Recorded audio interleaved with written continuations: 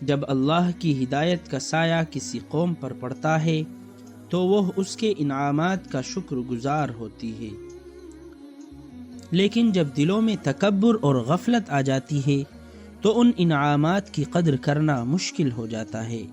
بنی اسرائیل کی کہانی بھی کچھ ایسی ہی تھی۔ اللہ نے انہیں اپنی خاص فضیلت دی، لیکن انہوں نے اس فضل کا شکر ادا کرنے کے بجائے گمراہی کی راہوں پر چلنا شروع کر دیا۔ سمندر کا 2 ٹکڑے ہونا، فرعون کا ہلاکت کے گھاٹ اترنا، سب اللہ کی قدرت کی واضح نشانیاں تھیں۔ لیکن ان سب کے باوجود جب بنی اسرائیل نے اپنے رب کے حکم کو نظر انداز کیا اور شرک کی طرف مائل ہوئے تو ان کے دل بے حسی سے بھر گئے۔ صدیوں تک وہ مشرک قبطیوں کے درمیان رہ کر ان کے عقائد سے متاثر ہوئے۔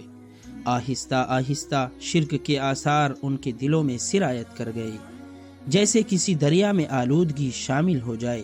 یوں شرک ان کے ایمان کو آلودہ کرتا گیا، اور جب بھی موقع ملتا وہ شرک کی طرف دوڑ جاتے، جیسے پانی نیچے کی طرف بہتا ہے۔ سمندر کو پار کرنے کے بعد بنی اسرائیل ایک ایسی قوم کے درمیان سے گزرے جو اپنے بتوں کو پوج رہی تھی۔ یہ منظر ان کے لیے نیا نہیں تھا، وہ پہلے بھی ایسے اعمال دیکھ چکے تھے۔ تب انہوں نے موسیٰ علیہ السلام سے کہا، اے موسیٰ، ہمارے لیے بھی ایک معبود مقرر کیجیے جیسے ان لوگوں کے ہیں۔ موسیٰ علیہ السلام نے سختی سے جواب دیا، تم لوگ کتنی بڑی جہالت میں مبتلا ہو۔ یہ لمحہ کتنا افسوسناک تھا۔ اللہ نے ان پر انعامات کی بارش کی، لیکن وہ پھر بھی شرک کی طرف مائل ہو گئے۔ موسیٰ علیہ السلام نے کہا، کیا میں اللہ کے سوا تمہارے لیے کسی اور کو مالک بنا دوں، حالانکہ وہی تمہیں تمام جہانوں پر فوقیت دے چکا ہے۔ موسیٰ علیہ السلام جب طور پر روانہ ہوئے اور کچھ عرصے کے لیے اپنی قوم سے دور رہے تو سامری نے ان کی غیر موجودگی کا فائدہ اٹھایا اور ایک بچھڑا بنایا جو اندر سے خالی تھا، لیکن ہوا چلنے پر آواز نکالتا تھا۔ سامری نے کہا، یہی تمہارا اور موسیٰ کا معبود ہے۔ موسیٰ تو بھول گئے ہیں۔ یہ سن کر بنی اسرائیل اس بچھڑے کی پوجا کرنے لگے اور اپنے رب کو چھوڑ کر ایک بے جان بت کے آگے جھک گئے۔ ہارون علیہ السلام نے انہیں متنبہ کیا، اے میری قوم، تم اس بچھڑے کی پوجا کر کے گمراہی میں مبتلا ہو گئے ہو۔ تمہارا رب رحمان ہے، میری بات مانو اور ہدایت کی طرف لوٹ آؤ۔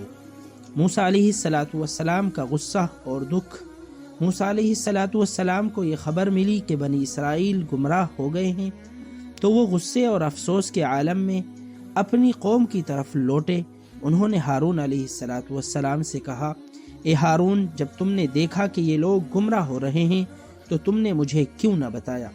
ہارون علیہ السلام نے جواب دیا، مجھے خوف تھا کہ آپ یہ نہ کہیں کہ تم نے بنی اسرائیل کے درمیان اختلاف ڈال دیا اور یہ لوگ مجھے بے وقت سمجھنے لگے تھے۔ موسیٰ علیہ السلام نے سامری سے کہا، اے سامری، تو نے یہ کیا کیا؟ سامری نے اعتراف کیا، میں نے وہ کیا جو میرے دل نے کہا۔ موسیٰ علیہ السلام نے اسے سزا دی کہ وہ ہمیشہ کے لیے تنہا رہے اور کوئی اس کے قریب نہ آئے۔ موسیٰ علیہ السلام نے حکم دیا کہ اس بچھڑے کو جلا دیا جائے۔ جب وہ جل کر راکھ بن گیا تو اس کی راکھ سمندر میں بہا دی گئی۔ بنی اسرائیل پر حقیقت آشکار ہو گئی کہ وہ بچھڑا محض ایک بے جان چیز تھی۔ بنی اسرائیل نے حضرت موسیٰ علیہ السلام کی رہنمائی پر عمل کیا، اور جن لوگوں نے بچھڑے کی پوجا کی تھی انہیں اللہ کے حکم سے سزا دی گئی۔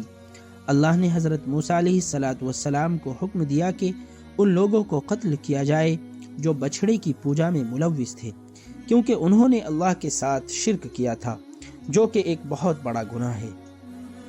شرک کی سزا بہت سخت ہے، اور اللہ کے حکم کے مطابق ان لوگوں کی سزا یہ تھی کہ وہ آپس میں ایک دوسرے کو قتل کریں تاکہ اللہ کی رضا اور معافی حاصل ہو سکے۔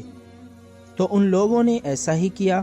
جن لوگوں نے بچھڑے کی پوجا نہیں کی تھی انہوں نے ان لوگوں کا قتل کیا جنہوں نے بچھڑے کی پوجا کی تھی۔ اس قتل کا مقصد یہ تھا کہ یہ لوگ اپنی غلطی پر پچھتائیں اور توبہ کریں، اور یہ اس بات کا اشارہ تھا کہ اللہ کا راستہ صرف توحید پر قائم رہنا ہے۔ یہ واقعہ ہمیں سکھاتا ہے کہ شرک ایک انتہائی خطرناک گناہ ہے جس کی سزا بہت سخت ہے۔ اللہ کے ساتھ کسی کو شریک کرنا اس کی بے شمار رحمت سے دوری کا سبب بنتا ہے۔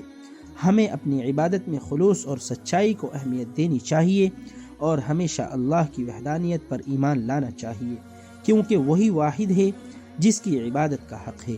یہ واقعہ ہمیں بتاتا ہے کہ شرک کی کوئی معافی نہیں، مگر اللہ کی رحمت ہمیشہ ہمارے لیے دستیاب ہے اگر ہم سچی توبہ کریں اور اس کی طرف رجوع کریں۔ اللہ کا راستہ صرف توحید میں ہے اور ہمیں اپنی زندگی میں ہر قدم اس کی رضا کی طرف بڑھانا چاہیے۔ ہمیں امید ہے کہ یہ واقعہ آپ کے دل پر گہرا اثر چھوڑے گا اور آپ اپنی زندگی میں اللہ کی وحدانیت کو اپنی عبادت کا اصل مقصد بنائیں گے۔ کیا آپ نے کبھی اپنی زندگی میں شرک کی خطرناکی کو محسوس کیا ہے؟ آپ کے خیال میں سچی توبہ کی کتنی اہمیت ہے؟ ہم سے اپنی رائے ضرور شیئر کریں۔ آپ کے تجربات اور خیالات ہمارے لیے بہت اہم ہیں۔ ویڈیو اچھی لگی ہو تو لائک شیئر کریں اور چینل کو سبسکرائب کریں۔ آپ کا ساتھ ہماری حوصلہ افزائی کرتا ہے۔ جلد ملیں گے ایک اور ویڈیو کے ساتھ، تب تک علم کی روشنی تلاشتے رہیں اور اپنا خیال رکھیں۔ اللہ حافظ۔